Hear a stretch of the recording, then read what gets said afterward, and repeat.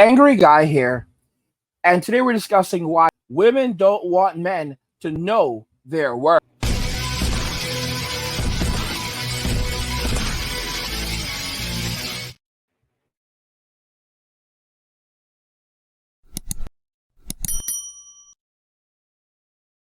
Women don't want men to know their worth. Let's just go ahead and jump into the comment. I mentioned this comment in another video. However, I'm going to bring it up again, and then we're going to jump to another comment afterwards.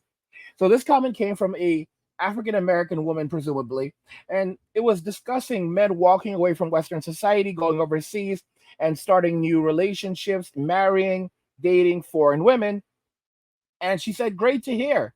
Now make it a one-way, not round-trip ticket. You know we are not checking for y'all. Lol. Easy to choose a woman when you are paying. The real flex is being able to bag a woman anywhere without having to book a ticket. Y'all are really doubling down on this false narrative of being chosen. You really should have your choice of baddies here if you were worthy, but you know you are not." And this is an extraordinary level of narcissism. If we look at the picture of this woman, it looks like she's in her 40s, 50s, or even 60s. The picture, I mean, why is she here? Why is she insulting men that are trying to do better for themselves?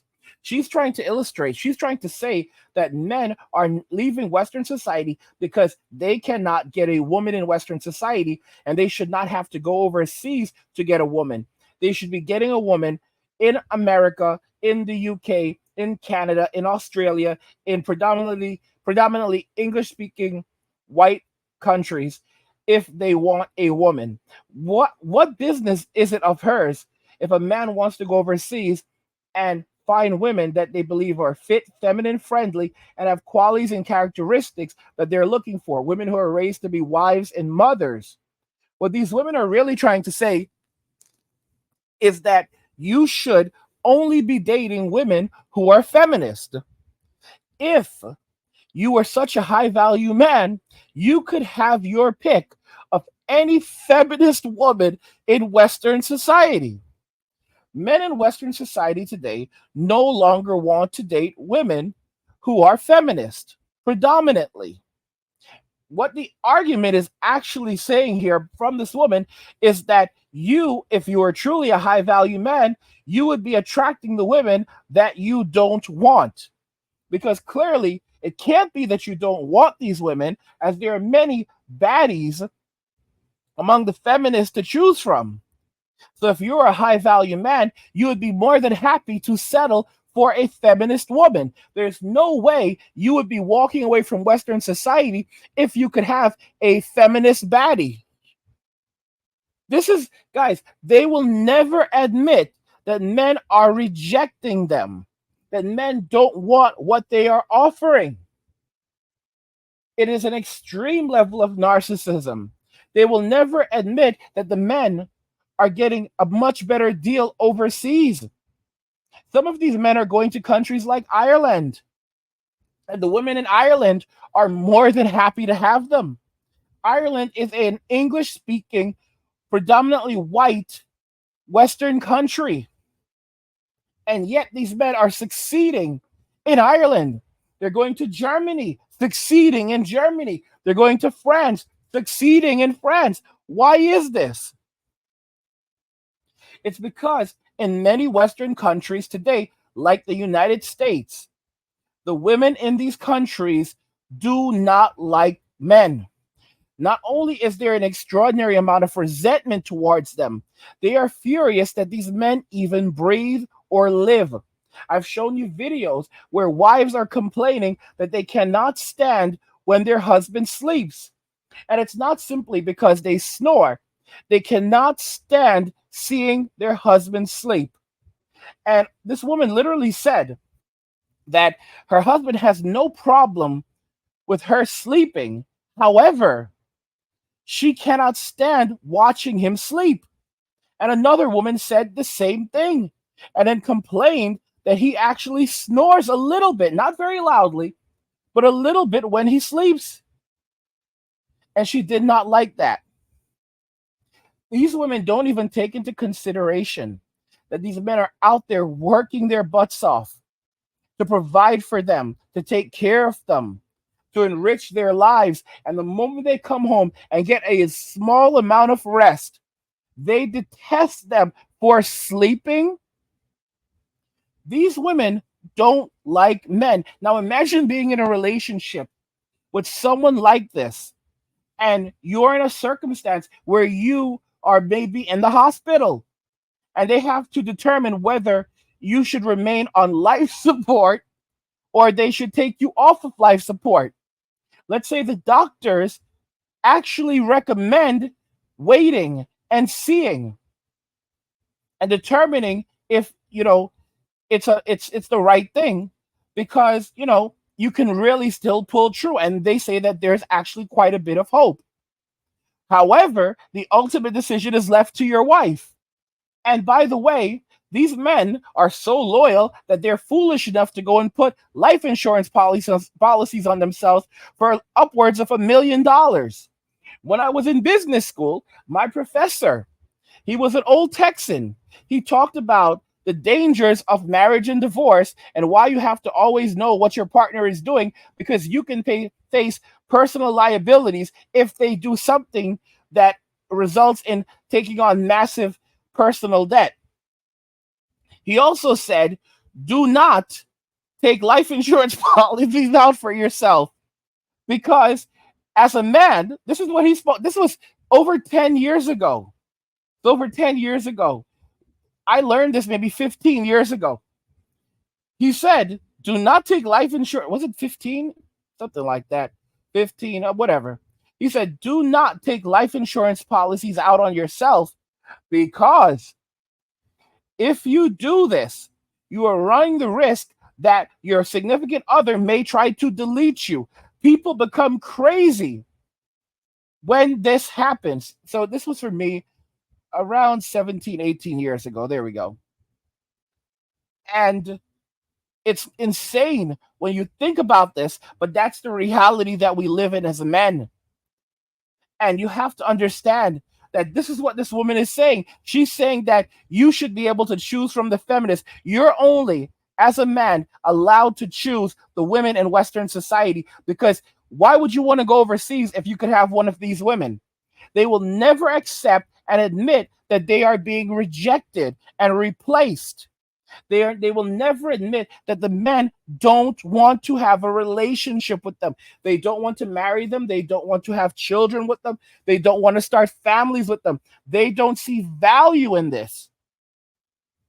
They will never admit to these things. They will stay on their hill, on their horse, and they will remain there until the end of their days, because of that level of arrogance and that level of detestment. These are women who have nothing to offer. They say that if a man asks a woman, what do you bring to the table?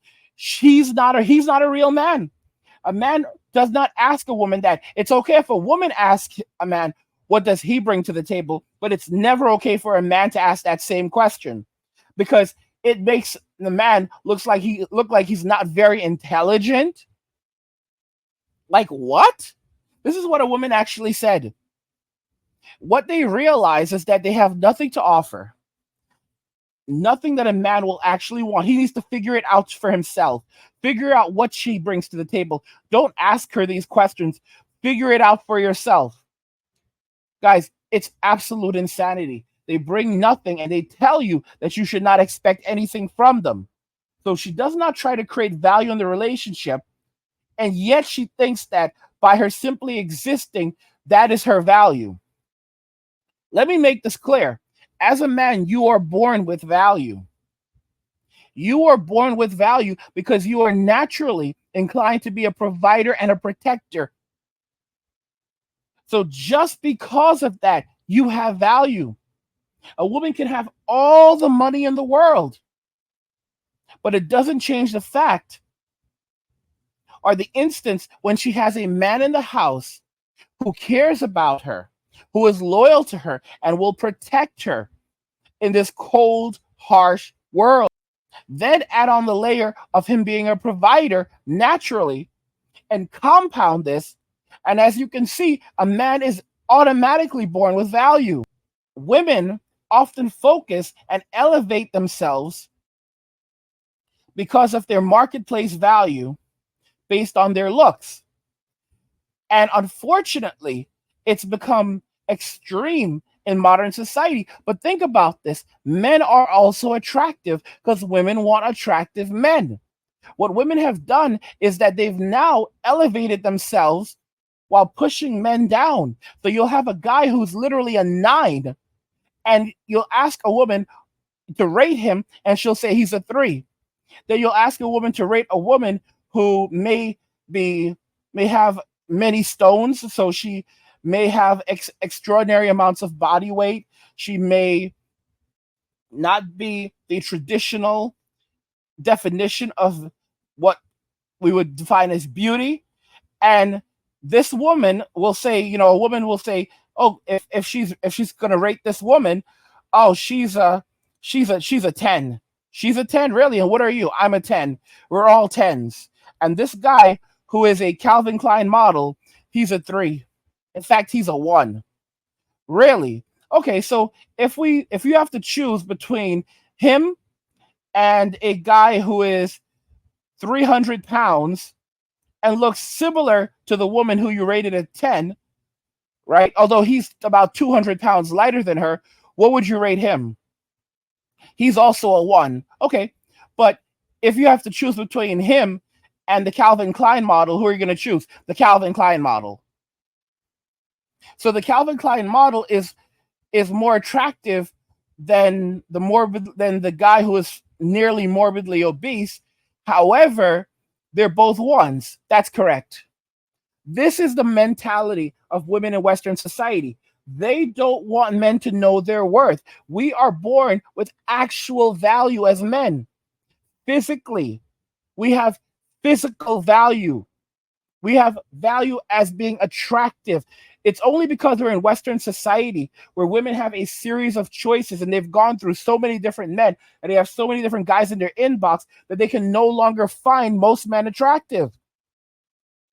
He has to be at least 6 foot, in many cases 6'3".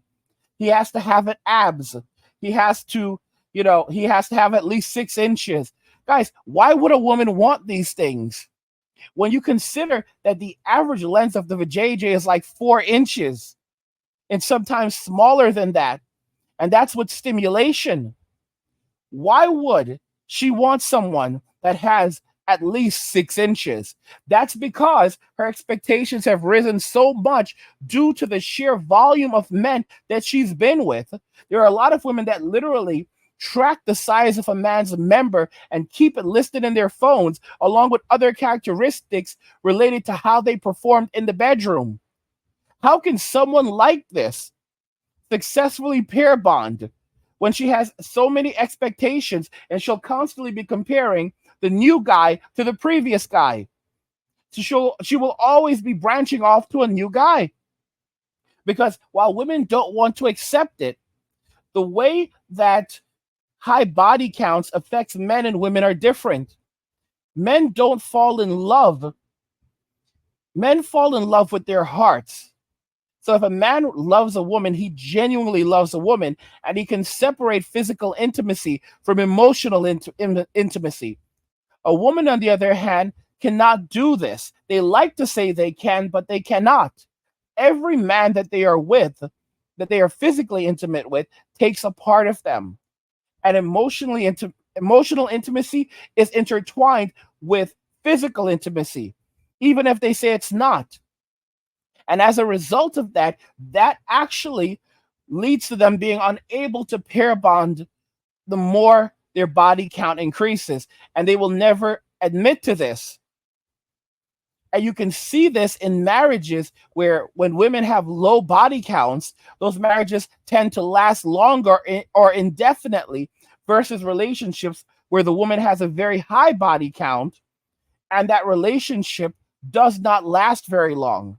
Versus a man who may have a high body count, but as long as the woman does not have a high body count, those relationships can last decades until one of the individuals passes away, because men do not associate physical intimacy with emotion the way that women do. This is not to say that men cannot pair bond with a person. They absolutely can. And that physical intimacy cannot enhance emotional intimacy.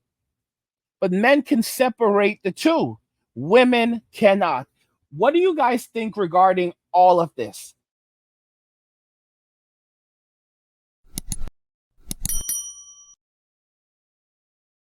Women don't want men to know their worth. I want to hear your ideas in the comments. Let me know what you guys think. Like the video if you like it. Don't forget to subscribe. And if you like the video, share the video. And just remember that all roads lead to MWA, men walking away. And cheers.